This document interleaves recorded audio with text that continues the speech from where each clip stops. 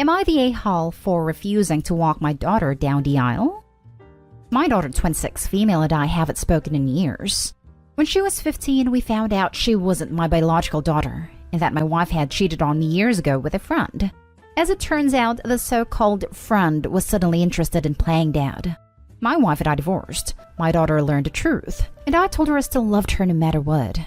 Of course, she was interested now in getting to know her biological father, and while it hurt, I tried to accept that. She started pulling away from me after that. Even when trying to still do things together as a family, she was no longer interested. The last straw was when she was 20 and living at my house. We were arguing because she dropped from her college courses, hasn't done anything for 3 months, and mad because I told her she either needed to go to school or work if she wants to stay here for free. She told me I'm not her real dad, so stop pretending like I am, and that she'll just go stay with her real father. That broke me, honestly.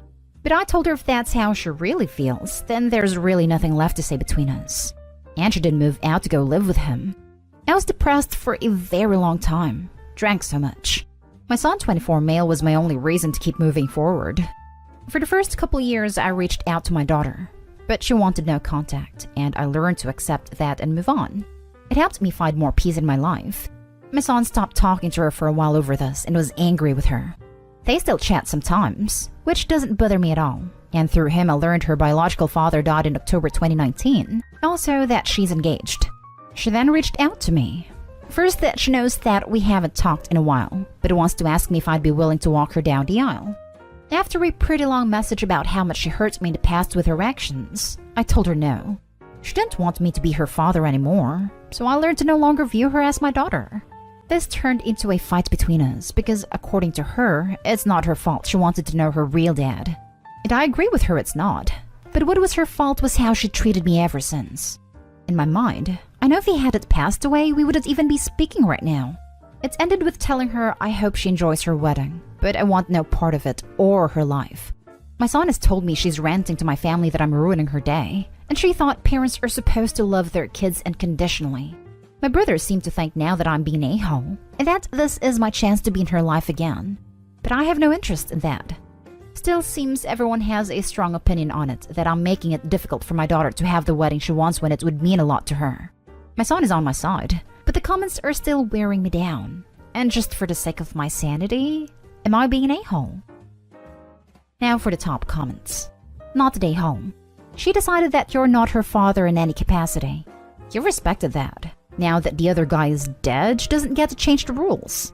She doesn't want you. She wants someone to play a part. Maybe your son can be the one to give her away instead. Or her mom can walk her down the aisle. Maybe, but my son already said he's not going to the wedding. Not over this. He just doesn't want to. So don't know what his response would be if she asked him. They're not close despite talking every now and then. Not today, home. Wow, Opie. I'm so sorry to read through your story, and some people may disagree, but I really don't think you're the a-hole. You attempted contact throughout the years, but it wasn't you that became distant. It was your daughter. She wanted to get to know her by dad. Nothing wrong with that. But at the expense of becoming distant and eventually having no contact with you, her dad who had been there for her since she was born. Now the boy dad isn't there to walk her down the aisle. Opie, if she wanted you at her wedding, you would have gotten an invitation, and not become a stand-in for deceased boy dad. Why can't your brother walk her down the aisle? Personally, I think she just wants her wedding to look good, irrespective of how you feel. Not an a-hole at all. He said he's not going to the wedding regardless, but I'm not sure if she would ask him. Hi, Opie. I'm adopted. It is entirely possible to have a relationship with multiple sets of parents. When I found my bio dad, my adoptive dad invited him to a Father's Day barbecue. My bio dad asked if he would be stepping on his toes. My adoptive dad said more people loving my daughter is a good thing. Not today, home. She's just mad that this will ruin her day. Has no concerns over your thoughts and feelings. Next story. Am I the a-hole for telling my dad I'm glad his stealing my money gave his marriage bad luck?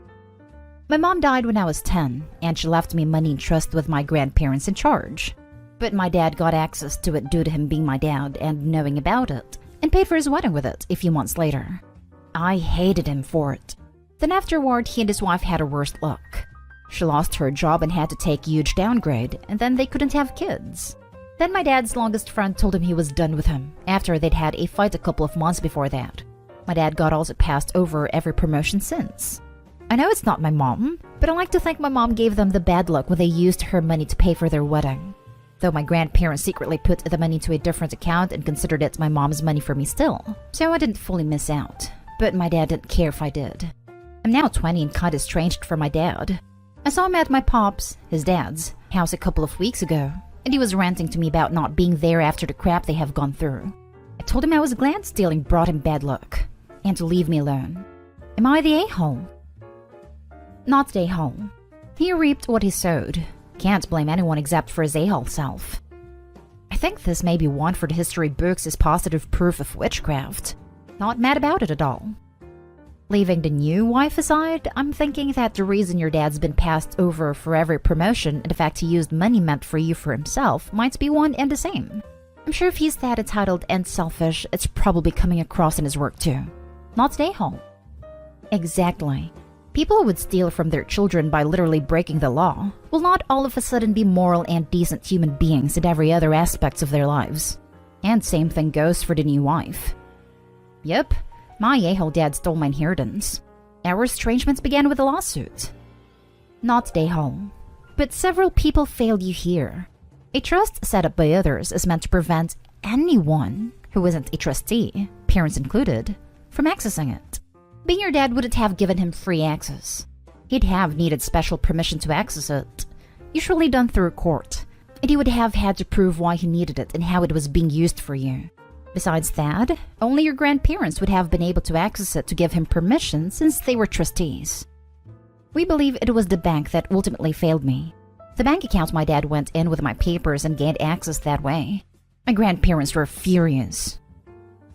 Next story is titled, Am I the a-hole for charging my sister full price for the costume baskets plus robes, forcing her to possibly have to return her dream wedding dress? Basically, a couple months ago, my female 19 sister 30 was telling my mom she had a really tight budget for her wedding and couldn't afford the big wedding she had dreamt of. So I offered to help her find cheaper alternatives to the decorations she wanted. She asked if I could make the bridesmaids costume baskets and robes with their names on it for less than half of what I charge, because she couldn't find someone who could make it for a cheap enough price. So I agreed. Eventually, she managed to save a lot and was able to get the dress she originally wanted. I figured everything else was fine, until last week. My sister decided she did not want kids at her wedding because she wanted the adults to enjoy themselves and drink. I still thought nothing of the sudden change, until she told me I was no longer invited to her wedding. When I asked her why, she said because I was to be considered a kid since I can't drink. She said I was still invited to the wedding rehearsal, but that's it. I told her since I wasn't invited to the wedding, to find someone else to do the costume robes plus gift baskets, or pay me full price for it. This meant she would have to return her dress because everything else she had for the wedding was already the cheapest she could find. Both my mom and dad say I'm being petty, and that I should still do it because she's my sister. Her fiancé has also called me self-centered and childish, and my brother agreed with him. Am I the a-hole here? Edit. Some people suggested she uninvited me for a different reason, but we haven't had any argument in a while. And the last big argument was last year, so I don't see what I could have done to make her uninvite me. But thank you guys for the comments. Also, I live in America, so I legally can't drink for another 2 years. But I didn't have a problem with not drinking anyways. Also adding, I was invited. I didn't assume I could go. She was there when I bought my dress. Now for the comments. Not the a-hole. You're 19 and immediate family, not a toddler of a distant relative. Is she also going to uninvite anyone who's teetotal or simply doesn't drink? The adults can still enjoy themselves. You're in no way preventing that. Tell her that if you're considered a kid, fulfilling her request would be child labor, and you wouldn't want to encourage her to do something so unethical as to capitalize on that. I love the child labor comment. That's the reason the OP should give to her sister for not doing baskets and robes. Not stay home. I'm shocked that she would uninvite you and call you a child after using you for cheap labor. That is ridiculous. She can pay you full price or re-invite you. She doesn't have to have a wedding at all. If she can't afford some things, that's her problem. Not stay home. Yep, it would be sucky behavior even if she was some random friend or a distant relative. But own sister? Yeah, no. Next story. Am I the a-hole for publicly calling out my sister and her new husband for lying about their wedding being child-free? My stepdaughter 15 Jane has a burn scar around her neck and covers one side of her face. The reason was an accident that took place 4 years ago. And yes, she's already gotten tons of insensitive comments. But to me and her dad, she's still the most beautiful soul. My family's been supportive and loving towards Jane. My sister and her now husband got married days ago. They told me and my husband they decided the wedding would be child-free, meaning Jane couldn't come. They asked if that'd be okay, and we said yeah, absolutely. Respect the bride and groom's rules. I've immediately arranged for Jane to stay with a friend that she calls Auntie, though Jane wanted to attend the wedding. But I explained this was a rule for everyone, and we should respect that. My husband and I got to the venue, and first thing we noticed was kids. Kids of all ages all around the venue. My husband literally stopped walking. He paused for a few seconds, looked at me, then let go of my hand and said he was out of there. He walked out, but I stood still when my mom saw me and signaled me to come join the family. But I didn't go. He asked one of the guests who had his kid with him, and he said this event allowed kids. I was seeing red at this point because I was fooled into leaving Jane at home and coming with my husband only. I ignored Mom and went straight to where my sister and her husband were standing. Then I blew up at them asking why they lied about this being a child-free wedding when it wasn't. He asked them in front of everyone why they decided to basically lie to me and my husband and get us to exclude our daughter. Why? Is Jane somehow different from the other kids who showed up? My sister tried to calm me down, but I bluntly asked if it was because her step-niece has a burn scar / visible injury that she and her husband were too ashamed of. I literally heard guests saying, "Oh." Mom tried to get me to step off the stage, but I proceeded to call my sister and her husband awful, insensitive people with no respect for me or their niece. My sister started crying, saying she would never, and that I misunderstood, and brother-in-law begged me to go sit. But I refused, and said I wasn't interested in celebrating / supporting their marriage after this. I walked out, and was followed by my mom and aunts lashing out, saying I went out of line, and was disrespectful of the bride who is my sister for God's sake, and ruined her wedding by saying that in front of everyone. Mom said it was brother-in-law's idea, and I have a right to be mad, but I should have confronted her later, not in front of guests and ruining the event. They said eventually this was their day, and they get to decide. But still, they said I should have spoken to her privately or left instead of making a scene. Not they home. They deserved every bit of embarrassment. Yep, just showed all their friends and family the true versions of themselves. Not they home. What shocked me about this was that your mom clearly knew this lie was happening and didn't tell you. What did she expect? That you would be okay with it? Your daughter clearly has great parents who love her and a sucky extended family. People turn into absolute monsters over making sure their wedding looks perfect. I'll never understand why these kinds of people are so quick to ruin their relationships over trying to present a certain image to others. Not they home. I'm glad they got called out in front of everyone for being horrible people. Your poor daughter is probably sensitive about the scar as it is. This would make her feel so much worse. I hate to think about how she'd feel if she finds out about this. Now for the last story. Am I the a-hole for not wanting to pass down my engagement ring to my future daughter-in-law? My son Sam, 26, and his longtime girlfriend, now fiancée Emily, 26, finally decided to get married. They had announced their engagement privately to my husband and me, and after the initial excitement, they said they had something important to talk to me about. Sam wanted my engagement ring to give to Emily. Sam said this would be a great way to keep him from starting his marriage in debt, from having to buy a new expensive diamond ring. Emily also added that she has liked the look of my ring a lot, and would love for me to pass it down to her. I love my engagement ring. I've worn it every day since my husband proposed to me with it, and to be honest, I still have plenty of years to live that I want to keep wearing it until I am old and gray. Also, my ring is not a family heirloom. My husband chose and bought this ring for me many years ago. So I told them that I appreciated them wanting my ring, but no, I wanted to keep it. I listed out the reasons above, and how I don't want to part with my ring yet for the rest of my still long life. However, when I am old, I would be more than happy to give it to their future children. Well, Sam and Emily weren't happy with my answer, and Sam actually called me selfish and materialistic. He said that diamonds are a scam, and asked how I could let him go into debt to buy a new ring. Emily was disappointed, and said that she had hoped that my ring could become a family heirloom, and it would be a token of accepting her into our family. I've always liked Emily, and we got along great. They also said that I could keep my wedding band, so it wasn't like they were leaving me without any rings to wear. Am I the a-hole? Not the a-hole, and I almost can't even believe this. They're calling you materialistic? They can get married without any diamond ring at all. It's hardly a requirement. Your son is additionally an a-hole for asking you this with Emily right there in front of you. It's like a kid who asks his mother, "Can Jimmy spend the night?" with a friend there so mom can't say no. Bad enough that Emily was there too. But Emily actually piping up to express her own disappointment? This is gobsmacking. What's next? They ask to be gifted Opie's house so they don't start their marriage in debt? While we're at it, go ahead and throw in all your savings. You two are old and your life is basically over anyway. If I was Opie, I'd be seriously questioning where me and my husband went wrong in raising the self-absorbed a-hole, and how he could possibly have turned out this way. Not the a-hole. Time for them to grow up. That crap floored me too. So not the way to start off your relationship with your mother-in-law.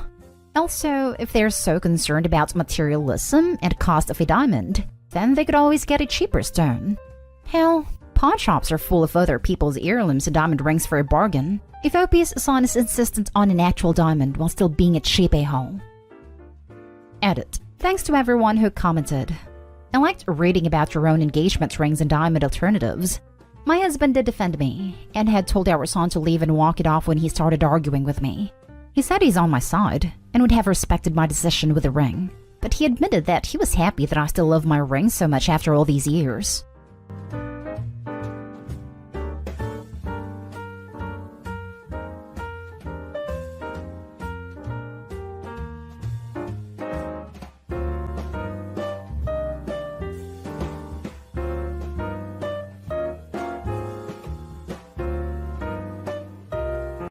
Am I the a-hole for demanding my widowed sister-in-law and her kids to leave after she put a lock on the bathroom door and denied my daughter access to it? I'm a father of a 16-year-old daughter. I own a one-bathroom middle-sized house where me, my wife, her widowed sister, and her two kids, 13 and 16, live. My daughter had issues with her mother and requested to live with me permanently. I had legal stuff finalized and my daughter moved in with us a month ago. She and her stepmom get along, and so far everything was going well. My daughter had her period days ago. Nothing new, nothing strange, except my sister-in-law came to me complaining about my daughter leaving used pads in the bathroom, causing her sons to see them. I asked where exactly and she said in the trash can. I laughed in her face asking if she thought this was abnormal or strange. She got upset that I didn't understand her point and wanted me to listen carefully as she explained that her boys are pretty young and shouldn't be subjected to witness stuff like that. I said I'll see what I can do. I talked to my daughter and made sure she wasn't just leaving her used pads in full display inside a trash can. Turns out she wraps them in toilet paper, which is enough in my opinion. I told my sister-in-law there was no problem then, and she should quit being too sensitive over her boys. She got mad saying I was dismissing her concerns, and reminded me her oldest has blood phobia, and my daughter, even though doing it unintentionally, keeps leaving her pads exposed. I welcomed any ideas to fix this, and she suggested my daughter throw her used pads outside house. I stopped arguing at that point because of how ridiculous she was being. She threatened to change the bathroom door lock if I don't do something, but I laughed her off. Then my daughter called me the next day after getting back from school, saying her step-aunt refused to let her use the bathroom and was keeping it locked. She had to use her new friend's neighbor bathroom, but called me to let me know. I was freaking livid and went home and blew up at my sister-in-law.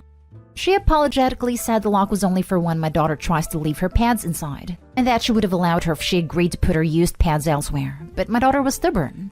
I told her she was out of her mind to get a new lock for my door in my own house, and keep my daughter from accessing the bathroom.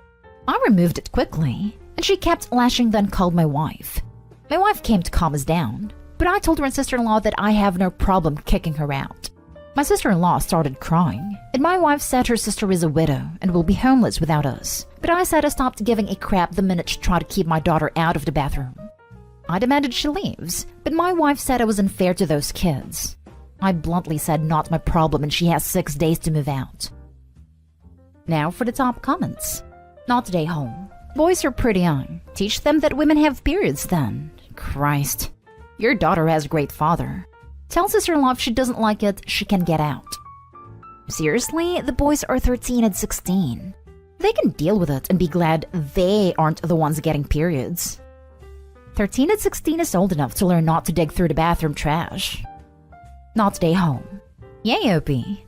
Widows with 16-year-old and 13-year-old kids can well afford to work a full-time job, since the kids are in school most of the day and can stay alone for, say, 3 p.m. to 6 p.m. Or she can apply for welfare, food stamps, Section 8 housing, go to a shelter, ask her late husband's family for help. The possibilities are endless. She started receiving benefits after her husband passed away, but she complains it's not enough to provide for her 2 kids. The rest of my in-laws are negative and won't help. Everyone sucks here and there's an easy solution. The sister-in-law has to leave, but you let the kids stay. No sense punishing them for having a neurotic mom. Your sister-in-law is a monster, and I'm pretty sure what she did counts as some form of child mistreatment. But putting 2 kids on the street would also be horrible. Protecting your daughter should not involve endangering other kids. I don't think Opie's an a-hole. Sister-in-law literally locked Opie's daughter out of the bathroom in house I presume she doesn't pay anything towards. Besides, what are the odds sister-in-law would actually let them stay? Depending on where you live, only one is considered old enough to decide where they live. It sucks for sister-in-law's kids, but Opie should put his daughter first. Next story. Am I the a-hole for not wanting to share my stuff from my dad's at my mom's house? My parents are divorced and I split my time equally between parents. Until 2 years ago when I decided to just spend the time at my dad's and be less at my mom's. My reasons were largely to do with it being less crowded at my dad's. It's just me, him, and his wife. At my mom's, it's her husband, his 4 kids, and his 2 nieces who all live with him full-time. It bothered my mom because she thought I would love having a big family. But no offense to her, it never felt like a real family. They were her family, sure, because she married her husband, but it never felt like that marriage made us all anything. They were just random people. I never found anything in common with any of them, and I never felt love for them, except my mom. It was easier being there less. There was less pressure to hang out with them, and it didn't annoy me as much having so many other kids around. The problem is because they have so many kids at their house and they don't have that much money. Things are tight. My dad got me a new console a couple of months ago for my 16th birthday, and my mom knows about it. She asked me to bring it over some of the weekends, so we could all play and they could experience some of the stuff they miss out on. But I told her I wasn't going to do that. It's been a fight between us since that, because she's disappointed I don't want to share more of the privileges I get with my siblings. She doesn't know I don't think of them as my siblings. She thinks I see them as typical annoying younger siblings, but I really just don't think about them all that much. I just don't want to bring stuff to that house from my dad's. I have my stuff there and my stuff at her place, though not really anymore. The other night my mom sent me a text that she's disappointed I don't want to do more to have fun with the others. Am I the a-hole? Not the a-hole. Sounds like you were an incredibly mature and insightful 16-year-old. Unfortunately, I can see the console thing going from bring it over every now and then, to leave it here for a week, to it getting broken. Not because those kids are bad, just 6 kids sharing a console sounds dire.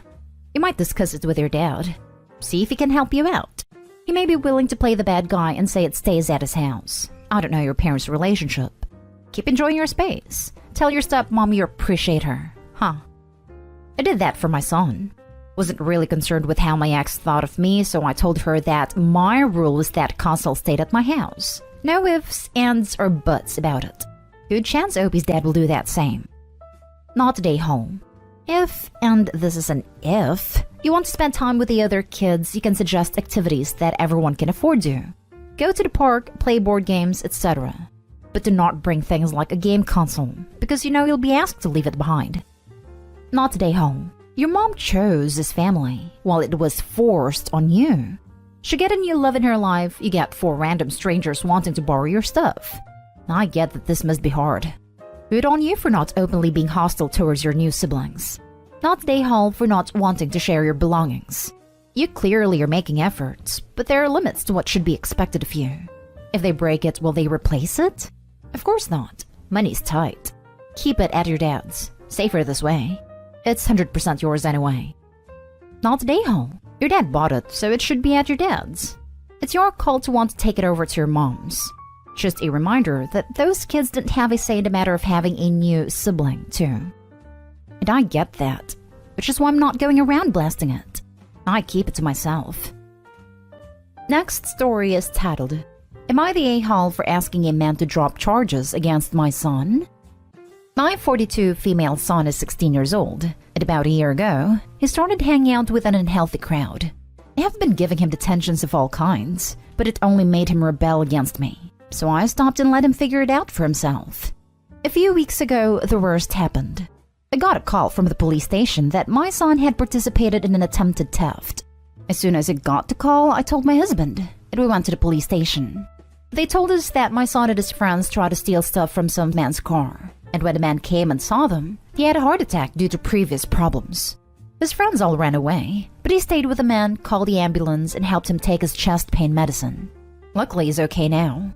When we got home, my husband was furious, but he kept yelling at him. But I tried to stay rational and ask my son to tell me everything.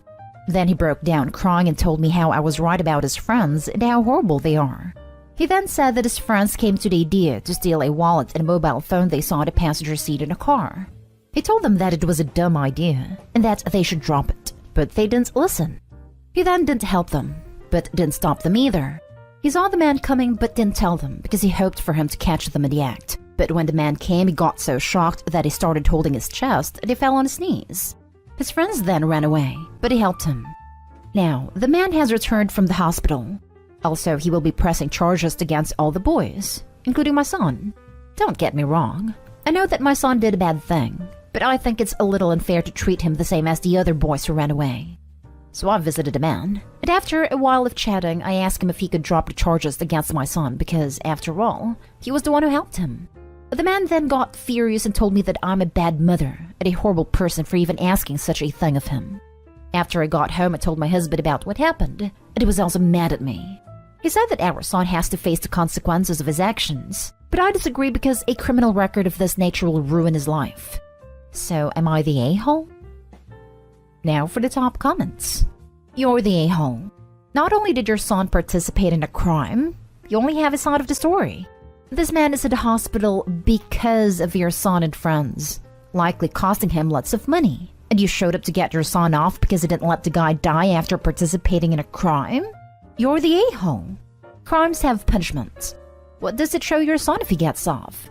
That it's okay to do crimes as long as you make sure the other people do worse? He's a minor, and his record should be sealed when he turns 18. Making him deal with this now will prevent it happening again when the record can't be sealed. Also, if the son was so against it, why didn't he leave? He just stood around and watched while his friends broke into a car? You wanted your child to figure it out on his own, and now he's learning the lesson you didn't teach him. Congratulations! Yeah, this guy has it right. You should have kept trying to discipline him in my view. Keep going until you find something that works. But you didn't, which I can understand. Raising kids is hard. You made a choice of letting him figuring things out, and you should stick to it.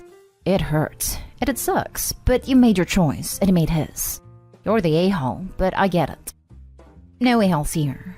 Well, I'm going against the grain. Given that your son called for an ambulance and stayed, and without the staying likely none of the kids/potential young adults would have been caught, I don't think that you're the a-hole for asking. Given the man's brush with the death experience, I understand his anger at your asking. The only reason the son stayed is to not live with the guilt of killing a man for his stupidity. Now for the last story. Am I the a-hole for not apologizing to my brother/sister-in-law for saying they starved their baby? Plus little update. My brother and his wife had their first baby 7 months ago. My mother, who lives with me, recently started watching the baby instead of placing in daycare. So the baby is at my house all week.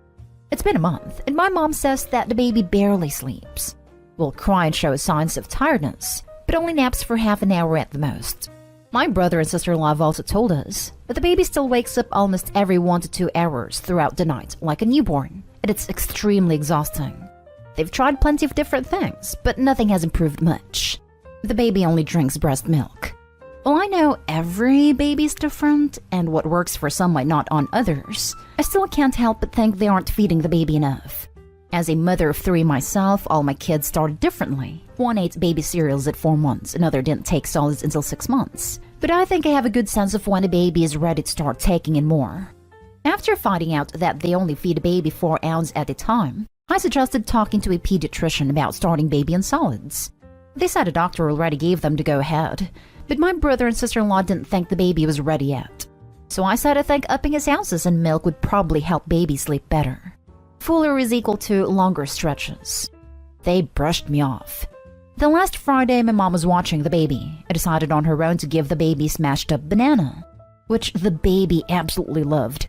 My sister-in-law was pissed, and obviously I can see why. It wasn't my mother's call to make for numerous reasons, but my mom wouldn't back down, saying they were starving their grandchild. So they called me and basically demanded I get in the middle and make my mom apologize to them or she wouldn't see the baby anymore. I told them I think she should apologize for not getting their permission, but that I don't think my mother is wrong for her reasoning. That they aren't feeding their child enough. It may be because they're new parents, they ought to hear other parents out. They called me some choice words and said they don't feel comfortable leaving their child at my house anymore until we apologize. I said I wouldn't give their baby anything they didn't want me to, but that I will not apologize for voicing my opinion. Am I the a-hole for not just apologizing and keeping my opinions to myself? Now my mother and I might not get to see the baby for the foreseeable future. Now for the top comments before the little update. You're nicer than I am. I would have called their pediatrician. They are a mandatory reporter, and this could easily be a CPS issue. Kids die because of stuff like this. But they saw a doctor, and they would have noticed if the baby is not gaining weight. There's so much info missing in this post. Does the baby gain weight? Does he reach his milestones? Is he only getting pumped milk or milk directly from the mother too? Nature doesn't let you track volume, so you never know how much they drink. Not day home. Call the pediatrician. I had an in-law that was starving her infant son. I was getting ready to call CPS when the pediatrician yelled at her, told her to get the baby a high chair and start feeding him. Info. Is the baby actually underweight and failing to thrive? If baby's breastfeeding, you have no idea how much baby is having at a time. 7 months is roughly the right time to start on solids for most babies. But you do realize that when you start yours in solid at 4 months, that's totally against medical advice now, right? 6 months is the earliest they should be introduced to anything other than breast milk/formula. So I need more info to judge this one. If baby is underweight, then you're not the a-hole. But if baby is developing properly to a healthy weight, is determined by a professional who has been mapping their growth and weight, etc., then you're absolutely an a-hole. Edit and slight update. I see a lot of call CPS. Neither my mom nor I think involving CPS is appropriate. We know the parents love their baby and are just worried about giving baby the wrong thing. Baby has regular checkups and doesn't seem like he misses a meal. There's never been any reports of malnutrition, so this is why, I assume, parents have felt comfortable going at the pace they are. We know the baby eats 4 ounces at a time because that's how much are in each bottle, and sister-in-law says 1 bottle each feeding, but we have no idea how much baby drinks when she directly breastfeeds at home. She works part-time, so baby's only with mom for 6 hours a day at most. That's about 2 to 3 bottles worth. I know I said I think they aren't feeding baby enough, but that was out of concern for sleep and parent sanity, and not because I think they're purposely starving their child. I talked with my brother and told him my concerns.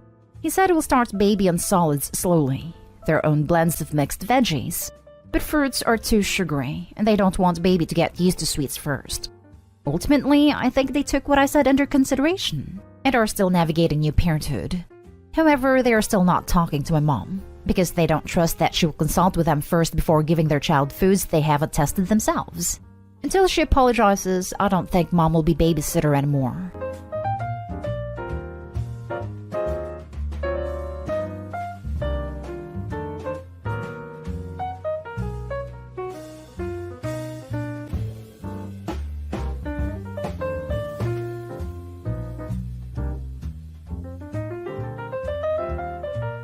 My 24 female boyfriend, 24 male, wants me to lie and say it was me driving my car, when actually it was him who had a single car accident. If it's proven it's him, he will probably lose his car insurance. I want to help him but don't know what to do.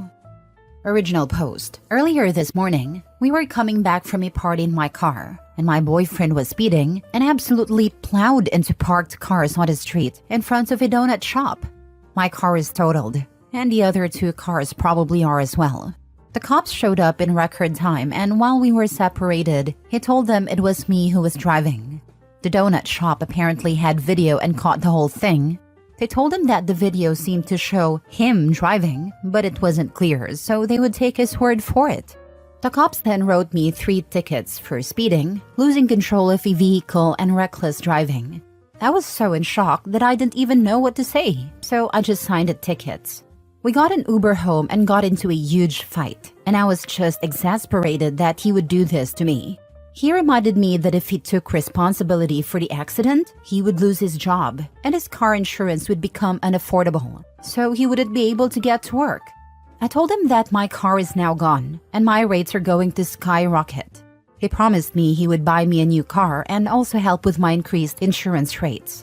The accident was about 6 hours ago, and I still haven't called my insurance company to report it. Of course, the other 2 people whose cars were totaled have probably called, so my insurance likely already thinks I caused the accident and is preparing to raise my rates going forward. I'm so angry, and I have no idea what to do.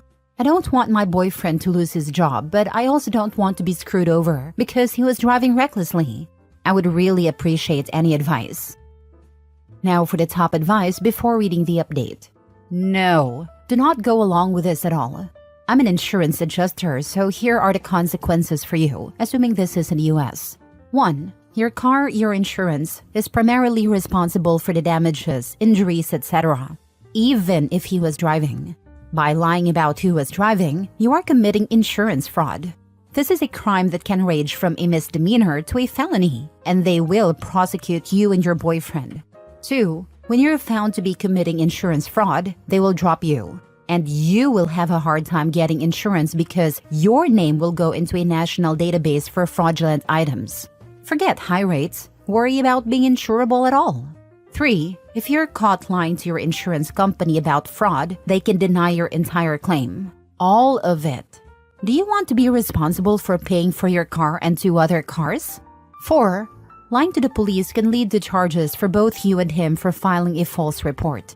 Your boyfriend did this, so it's his responsibility to face the consequences, and they're going to be severe if you go along with this lie, especially if there's even vague video evidence. Clear this up immediately with the police, your insurance company, and try to get a copy of that video. And ditch the lying boyfriend. Am I screwed because I signed the tickets? I was so in shock at what was being told to me, I signed them without even realizing what I was doing. Honestly, I don't know. Call the officer who wrote them and ask. As I said, if they were suspicious already, that will work in your favor. But don't sit and think about it. Just fix it now. Why on earth would you cover for and love someone who has demonstrated complete and utter disregard for you? You do realize that covering for him is illegal, right? You've also set a precedent that his comfort and well-being are more important than yours. He shouldn't make you pay for his crime. It's his fault and his mess. Are you seriously going to let this giant mistake ruin your life with your insurance rates? Not to be a nag, but why were you two operating a vehicle that condition? An Uber would have been smarter and cheaper. He claims he wasn't drunk. I don't drink but was tired, so I was trying to sleep on the way home. How much did he drink during the party? Did he eat and switch to water or coffee an hour or more before you guys left? Do you have the money to pay for the damages to the other people's property? Being tired is just as bad as being drunk. Also, what are you gonna do now that you don't have a car? I'm not sure. We stayed at a party until about 8 a.m. and I had been ready to leave at midnight. But he wanted to hang out with his friends. I fell asleep in a guest room around 3, so I'm not sure what he did after that. All I know is around 8, he woke me up to go home. And about 15 minutes later, while I was sort of dozing in the car, I woke up to my side of the car being smashed in around me. If he breaks up with you, do you have others who can help ferry you around? Do you make enough to cover restitution on your own, along with rent and day-to-day living expenses? Also, since it's unclear if you'll come clean, do you make enough to cover all of this plus the increased insurance cost when you eventually get a new car, factoring in at-fault increase of hitting multiple cars? I ask because my mother once made sure to pursue an 8th-time drunk driver for totaling her car.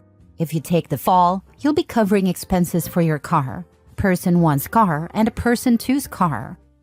No, not at all. I'm pretty broke and my parents hate my boyfriend so much. And that I'm with him, they have more or less written me off. So I don't even really have a place to go if I dump him, let alone all the stuff you are talking about.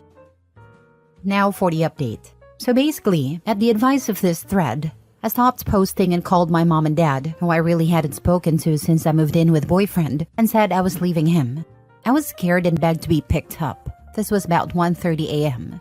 They said they would be over right away. I had locked myself in the bathroom and my boyfriend must have heard me making the call because he started trying to beat the door down and I was terrified. When the door didn't go down easy, I could hear him smashing things out in the living room of the apartment and kitchen. I stayed on the phone with my mom while my dad called 911 on his phone. I stayed locked in the bathroom, and he occasionally would try to break the door down and again. All this time I was crying and so freaking scared, and he was screaming and calling me every name in the book. We have neighbors with kids, and I heard the kids wake up and start crying. And then I'm pretty sure I heard one of the dads beating on our front door telling boyfriend to shut up. Cops showed up just before my parents and immediately put him in handcuffs and put him on a couch and started taking statements from me and the neighbors. I came out of the bathroom and he looked like a raging chained up psychopath. Everything, and I mean everything in our apartment is destroyed. Walls, plates, pictures, TV, Xbox, ironing board, chairs. My clothes were thrown over the balcony. My makeup was smashed against the wall, and stuffed animals I was given as a baby were ripped apart.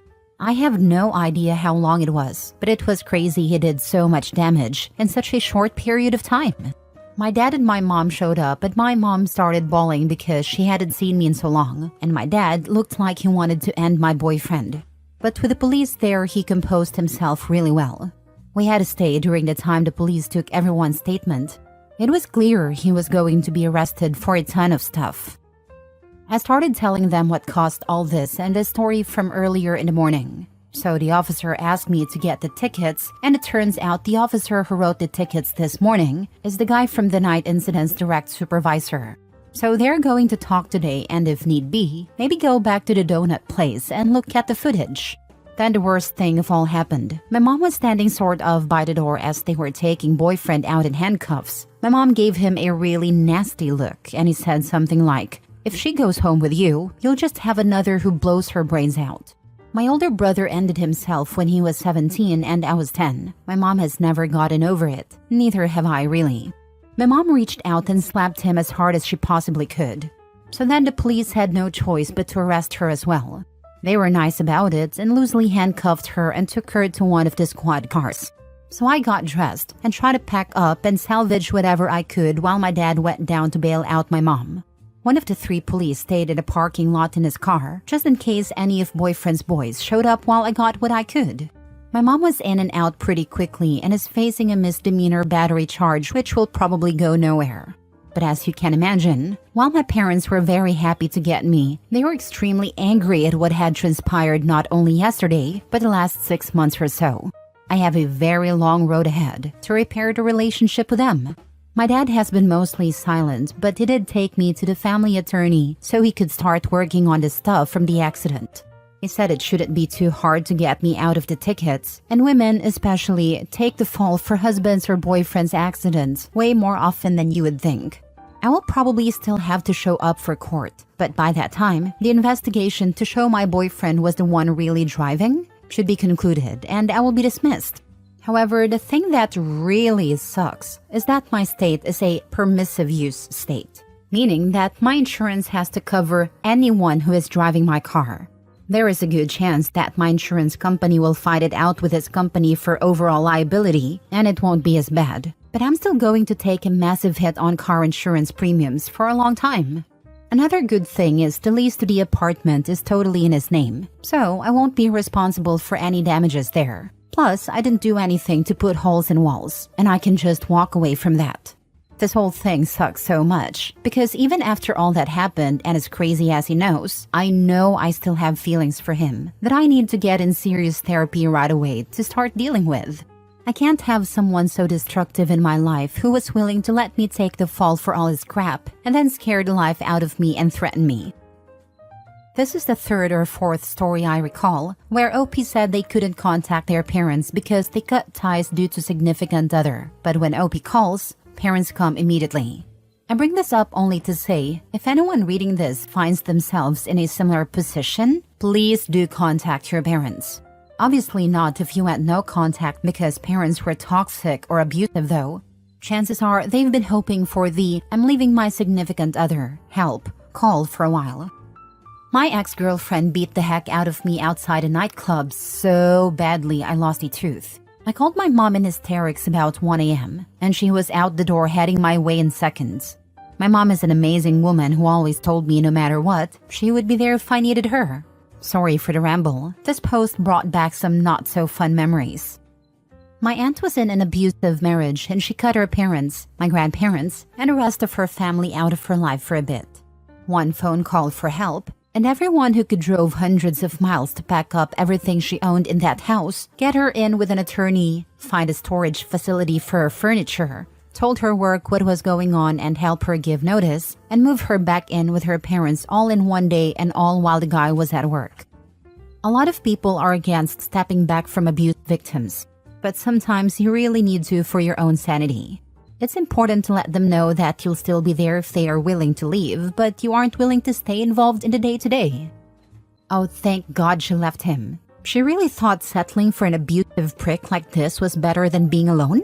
Did she even really love him, or did she just not want to be lonely? Abusive relationships are not always easy to leave.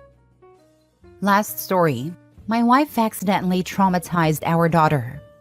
My wife and I made a mistake of getting married too young, so she constantly stressed with our daughter and chores. I don't help enough, so after work, the only thing I have time to do is make dinner and do laundry, while my wife has to do all of the hard stuff alone. She's always throwing this in my face, and most of the time I can accept it since it's a valid argument, but sometimes I just lose my patience and yell back. Last week was one of those times and I said something really hurtful and she started smacking me, and I try to sit down because it usually makes her less angry. And then she just starts choking me. I can't remember if I tried to get away or if she pushed me. Either way, she told me I hit my head on a counter and then the floor and I passed out. My daughter was in the room and saw everything. She had never seen my wife hurt me in any way, so she was hysterical when I woke up because she thought I was gone. Things have been pretty neutral between me and my wife these past few days. But daughter hasn't moved past it. She keeps looking at the bruises on my neck and she follows me everywhere when I'm home. I know my wife feels like a horrible mother now, and my daughter won't talk to her unless it's necessary. I'm so afraid that this will become a core memory for her. Why did I even argue? I feel like such a crappy dad for not being able to keep my wife stable, but I'm just afraid of her and she knows it. I love my wife despite everything, but I don't know if my daughter will ever see us as truly happy together after this. Edit? I know rationally it's bad, but I've always been a dependent person, so I'm still holding on to the loving part of her, and I guess now it's gotten to the point where I feel like it's just part of being married to her. I'm going to try to answer some questions, but I don't want to be too long or too graphic. I might have a picture of a slap from years ago when it first started that I sent to my sister. But for some reasons, we don't talk, and I never did that again. I decided to take the advice here and take a picture of my neck, but as of right now, I haven't reported anything. Sorry. I also had people ask what the documented issues were. It's mostly being forcefully committed and multiple self-harm and attempts to end things from my teenage years, so as recently as 2 years ago, as well as an anxiety and disorder I refused further treatment for. I guess I'm not always the most mentally stable, and I can still work with medication, but on paper, it just looks really bad. Sir, you are being mistreated. You are also blaming it on yourself, common for domestic violence victims. Your entire post is excusing your wife's behavior. And this is a common occurrence because you know ways to calm her down. I'll give you the same advice I would give a wife being treated this way by a man. Leave. Take your child and leave. Visitation can be worked out later, but for now, both of you need to leave. File a police report and a restraining order. Then file for divorce. She didn't push you a little or smack your shoulder. She choked you unconscious, leaving bruises. And your daughter witnessed it. This has to end. Hopefully your wife will seek treatment and become a better person, but you can't wait around for that to happen.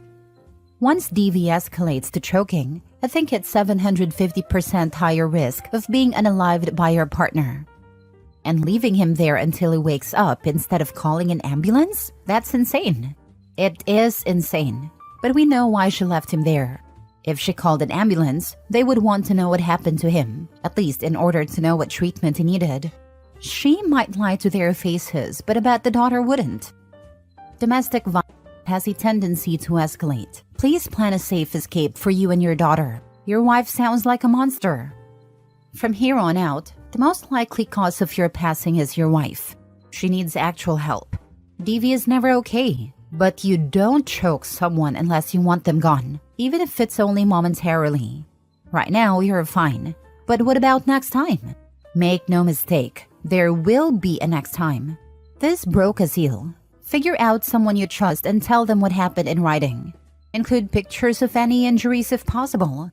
Unfortunately, you're a man, I'm presuming, so it may be a bit more difficult finding DV resources for you, as well as being incredibly difficult to get police to take you seriously should it come to that.